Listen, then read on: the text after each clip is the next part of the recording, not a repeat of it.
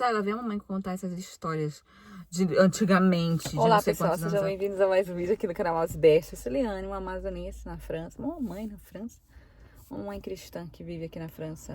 13 anos praticamente, 13 anos exatamente. E conto aqui um pouco de como é que é a realidade, de minha realidade por aqui, né? De como é que é criar filho longe da minha terra natal, num país distante do meu, cultura diferente, tudo diferente. E aí, como eu digo que eu costumo mostrar, como eu apresento aqui uma mãe que mostra a realidade é que a gente não consegue fazer o que a gente... nem tudo aquilo que a gente se propõe, né? Começou já o outono aqui. Dei um close das minhas unhas. Começou o outono aqui e aí teve uma semana passada fez muito frio, assim, um frio fora de... fazia 40 anos que não fazia frio como fez nesse mês de setembro, né? Fazia 40 anos que não fazia frio no mês de setembro. E esse ano foi o ano de ter. Engraçado, né? Porque eu não sei se eu falei, talvez tenha falado no outro vídeo que eu ando assim meio assim, sei lá, pelos meus 40 anos. E aí tem um bocado de coisa que é 40 anos. Você sabe que é um número profético, né? 40 anos ali que Moisés passou com o povo no deserto. 40 anos até o... Enfim, gente, 40 é ano profético, né? É número profético, então. Esse tempo todo que a gente tem, que eu não tenho colocado nada aqui. Tenho feito muita coisa, não tenho feito aqui no YouTube, mas eu tenho colocado lá no Instagram um bocado de vídeos, assim. Tô me animando lá, o negócio tá fluindo. Meus projetinhos aí andando, projetinhos não, meus projetos, que na verdade eles são grandes demais, por isso que muitos deles ainda não se realizaram, né? Atualização das coisas que andam acontecendo.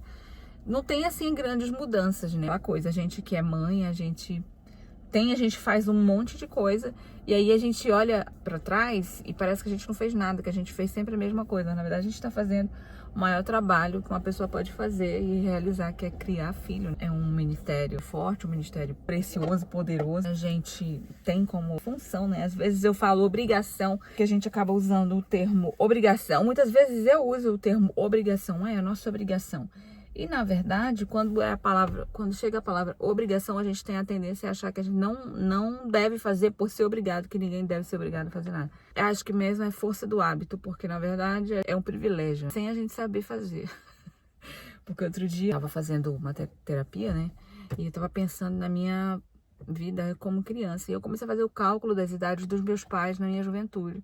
Eles tinham a minha idade, ou seja, o que eu tô vivendo agora em proporções diferentes, porque cada um com a sua realidade. Eles também viveram. E assim como eu também não sei fazer muita coisa para os meus filhos e tento fazer o meu melhor e faço, sei que eu tô dando o melhor, eles também fizeram. E é muito engraçado a gente se colocar nesse lugar, né? Se colocar no lugar do outro. Eu não sei se vocês têm essa consciência, ou se vocês conseguem se colocar no lugar dos pais de vocês. Já chegou essa reflexão na vida de vocês, assim, esse momento de vocês acharem que, ai, primeiro, eu também já tive a questão de achar que eles eram pouco. Já cheguei, né, numa altura da minha vida que eu, caramba, eles podiam ter me dado mais, podiam ter se esforçado mais. Mas eles deram o melhor deles. Aí tudo muda quando a gente se coloca no lugar do outro, né? Se coloca no lugar do outro, e aí tudo muda de figura. A gente começa a pensar como talvez a pessoa pensou para ter aquela atitude, o que levou ela a tomar aquilo, qual foi a base dela.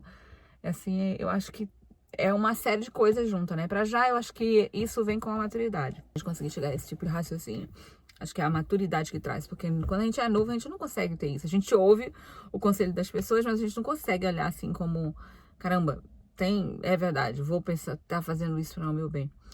Eu digo isso porque a minha Charlotte tem 10 anos agora, e aí eu contei no último vídeo que eu coloquei aqui, eu contei o testemunho de algo que me aconteceu com 12 anos. Então, eu tenho minhas memórias vivas, assim. Vocês não sabem, as nossas memórias, elas estão sempre aí, né? As que são mais evidentes, são as que marcaram mais, estão mais na minha memória, mas todas as memórias, elas estão aí dentro da nossa mente. Fazer o quê? Então eu tenho minha memória muito fresca desde muito cedo. Eu lembro de muita coisa que eu fazia quando eu era criança. E aí, quando eu paro pra pensar que a Charlotte está com 10 anos e as coisas que ela possivelmente está pensando, eu me choco, porque eu sei que ela também deve já estar começando a querer me odiar, porque é uma pré-adolescente. Faz parte, né? Não adianta a gente querer não esperar isso da criança e achar que isso é uma coisa de outro mundo, porque a gente também já foi adolescente, né? Volto de novo pra questão do se colocar no lugar, né? Tanto se colocar no lugar do mais velho, que já teve aquela experiência, já viveu aquilo, para ter tomado certa atitude, como a criança, que a gente também já passou por lá, e no caso a gente já se coloca na pele por experiência própria, né? E aí já sabe mais ou menos o que esperar. Então eu pego muito elas assim, das duas, né? Quando eu vou falar alguma coisa, quando elas vêm falar alguma coisa, ou pela atitude delas eu já sei mais ou menos o que elas vão fazer. E aí eu digo, olha, isso aqui vai dar assim. Como é que você sabe? A maior, ela já entende que eu tive a idade dela, mas a menor não. Ela diz assim, você lê pensamento, então me diz o que eu tô pensando.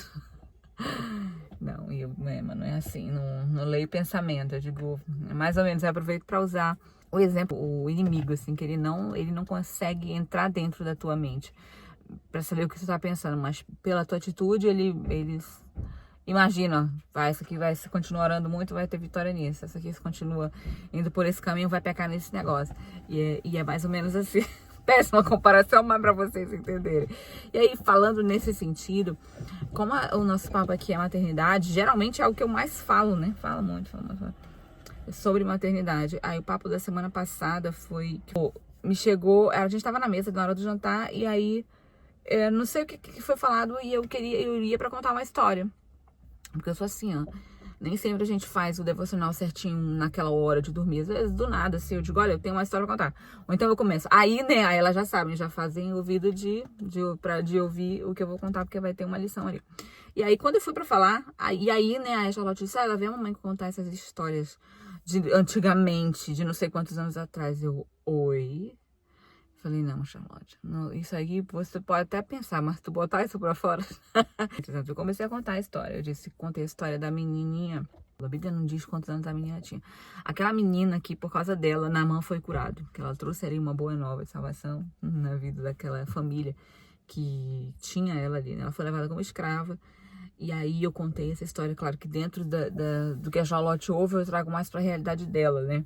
Imagino a menina mais ou menos da idade dela, com os problemas dela e essas coisas. É isso que eu trago à tona. Pra Chloe, então, como é menor, e aí a imaginação corre solta. Então, os dois pontos que eu não pude deixar de tirar da história e nem engrossar, nem diminuir, foi o quê? Que essa menina, ela ouvia as histórias sobre Deus na casa dela, com certeza. Ela ouvia e guardou no coração, porque quando aconteceu uma tragédia, porque é uma tragédia, ser tirado do seu país, ser levado como escravo para outro lugar, se trabalhar como escravo, meu Deus, trabalhar como quem diz, se tornar escravo de alguém, isso não é alegria para ninguém. Então, essa menina, apesar da condição que ela estava, ela era escrava por fora, mas ela, dentro dela, ela era livre. E aí, então, por ela ter ouvido os pais dela lá, na época da liberdade dela, ela era livre dentro. Ela era escrava fora, mas ela era livre dentro. Ela pôde ajudar alguém por exatamente ter ouvido os pais dela. Então, aconteceu depois toda essa desgraça. A Bíblia não conta da família dela, só conta a partir dela, né? Provavelmente ela era sozinha ali da família, mas ela guardou a palavra de salvação no coração. Então, quando ela encontrou alguém que estava precisando, ela pôde falar do profeta, e aí a história daquele homem foi mudada, a história daquela família foi mudada, e com certeza a história dela também. Mas independente de ter mudado a história dela ou não, ela era livre dentro, porque ela tinha ouvido as histórias sobre Deus na casa dela. E aí eu falei esses dois pontos para as meninas, para as minhas meninas. A pequena, ela ouve muitas minhas histórias, ela puxa por mim, e aí eu, né, tenho toda uma maneira de contar, como toda mãe, né? A gente tem os nossos personagens, as nossas vozes, é assim. Mas a Charlotte já é um outro tipo, ela já não tem mais graça, esse tipo de contação de história, né? Então eu vou ter que ter um adereço a mais, um atrativo a mais, então a gente vai usando ali, vou usando as minhas estratégias de como atrair a atenção dela e tal. Mas foi muito importante, eu inclusive deixo isso aqui como uma dica para vocês usarem na casa de vocês, sobre os filhos ouvirem os pais. É uma coisa que eu sempre falo. Tudo que eu falo, eu digo, olha, tu pode fazer ouvido de mercador para tudo que eu tô falando, mas se tu guardar as palavras de Deus que saem da minha boca, para ti, elas podem salvar a tua vida, elas podem mudar, transformar a tua vida e mais a vida de outras pessoas também. Ela ficou assim pensativa, porque no primeiro momento a gente tá muito mini adolescente. Ai, vocês nem precisam ver, porque quem tem filho dessa idade sabe que não é fácil, a gente não quer nem mostrar pros outros o mau comportamento do menino. Mas assim, ela é uma mini-min, né? Ela é uma mini Eliane. Então ela é uma mini Eliane com uma ascendência em Nelson, né? Com ali uma pitada portuguesa bem grossa. Então, tem ali um comportamento bem esperado pra época, né? Mas, assim, ninguém prepara ninguém pra ser pai, ninguém prepara ninguém pra nenhuma fase da infância. principalmente para a adolescência, né? Ela ainda é pré, eu digo que ela é pré, ela é uma mini pré-adolescente, que ela só tem 10 anos. Eu sei que a cabeça tá a milhão. Aí eu continuo orando, né? Crendo que o Senhor, eu sempre oro, inclusive oro com elas, para que elas comecem a ter experiências com Deus agora, porque eu sei que isso só vai enriquecer a vida delas, vai poupar elas de um monte de coisa. E eu sei, eu conto as minhas coisas, não tanto detalhes, por exemplo, o testemunho que eu contei aqui, elas ainda não sabem. Mas algumas coisas assim da minha vida eu já abri para contar essas experiências que eu tive com Deus e o quanto elas foram importantes, o quanto elas puderam mudar a minha vida. Gente, o vídeo de hoje é esse, um vídeo de bate-papo para vocês que me acompanham aqui. Já sabe, se é novo aqui, se inscreve no canal. Tem mais vídeos lá nas outras redes. Eu tô tentando colocar aqui nos shorts ao mesmo tempo que eu coloco nas outras redes, para trazer esse despertamento que a gente precisa, né? Senão a gente nem dormir no ponto a gente consegue. A gente é mãe, a gente não dorme nunca, a gente não para nunca. Bom, beijo, espero vocês no próximo vídeo. Tchau!